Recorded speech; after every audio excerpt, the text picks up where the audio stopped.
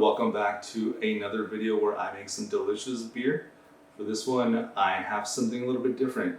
I ended up having a lot of inventory of hops and I didn't know what to do with it, so what did I do?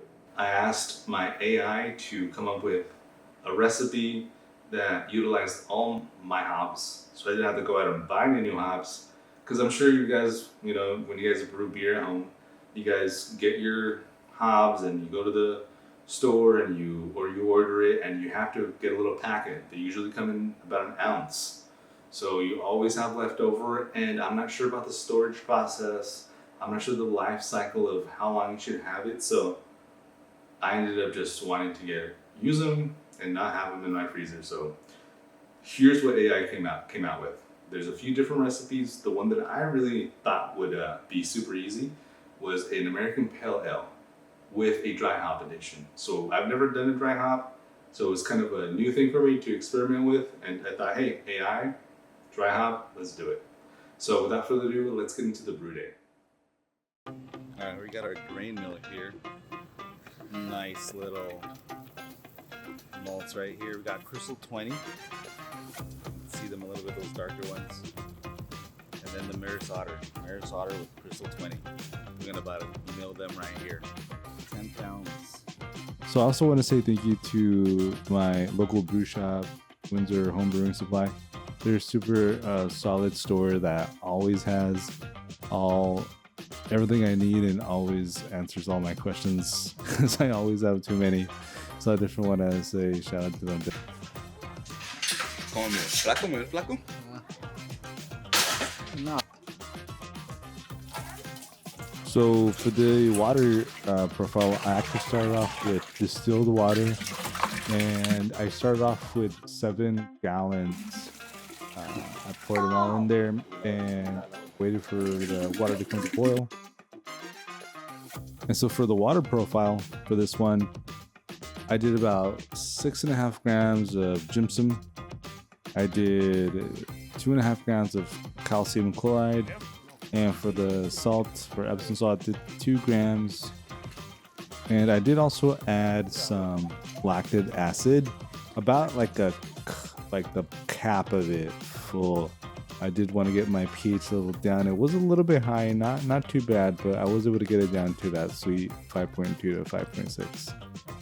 All right, and after getting all the grain out and slowly mashing it up and even tasting it a little bit, we got that done. It definitely helps having 2 people and a helper and a little helper and a lot of people helping you, because it definitely does make the brewing process a lot funner, for sure. Maybe not the fastest, but definitely a lot funner.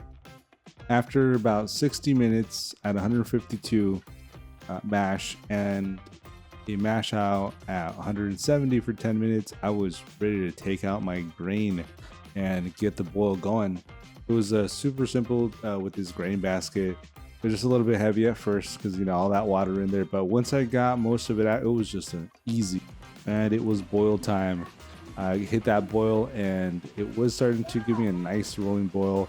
I always add a little bit of firm cap just to not have any accidents and just keep that rolling boil to a minimum, and it definitely really helped. It started settling real nicely. And since we were at the boil time, I also added the 0.4 ounces of canola hops in there. And at the 15-minute mark, I added the Cascade 0.5 ounces. And at the 5-minute mark, I added the Centennial 0.5 ounces. Now for this one, I skipped that Whirlpool. I didn't do that one. I don't have that little swirly arm thing that swishes the water around. But I did do the dry hop addition to it a few days later after the fermentation. Also added a little tablet here to help find things out and get that extra clear beer. And for the yeast that I chose for this, I did US-05. I couldn't find any other one that the recipe called for, so I went with the US-05 since it's a solid strain. And the gravity was, I think it came out to about 1.42, I want to say.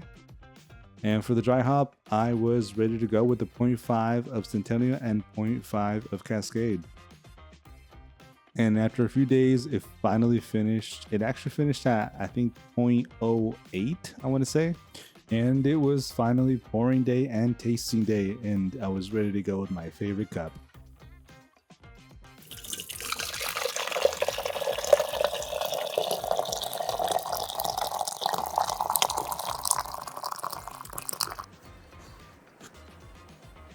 All right, guys, welcome to Taste Day of this beer brought to you by AI, or at least AI helped me create the recipe.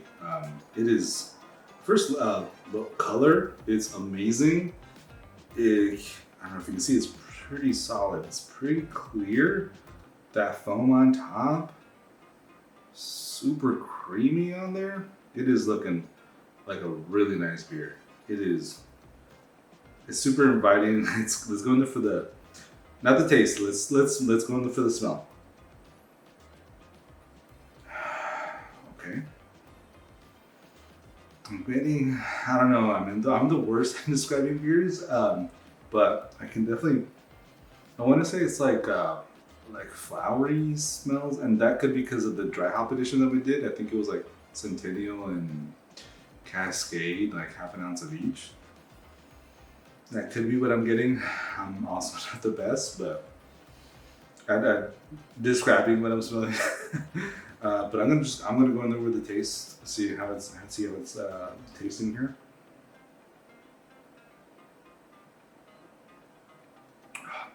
Ooh, that's nice. That is crisp. That is super. It's not too bittery. It's pretty balanced, I think. It is uber delicious. Oh my god. I'm gonna say it's like almost like a little biscuity kind of a taste, like just a hint of a little biscuity. I don't know if that's the Bristol 20 or the Maris Otter, but it is overall a really, really nice beer. The crazy part about it is that AI helped me create it, so I'm kind of curious if I need to do that for all my beers. I kind of am probably going to start to do that because it is just it's a game changer. And I'm curious if you guys have introduced or started using AI into your brews or incorporated it. If you guys have some good stories, some bad stories, I'll definitely check them out. And I'll probably keep doing it. But cheers, and to keep brewing.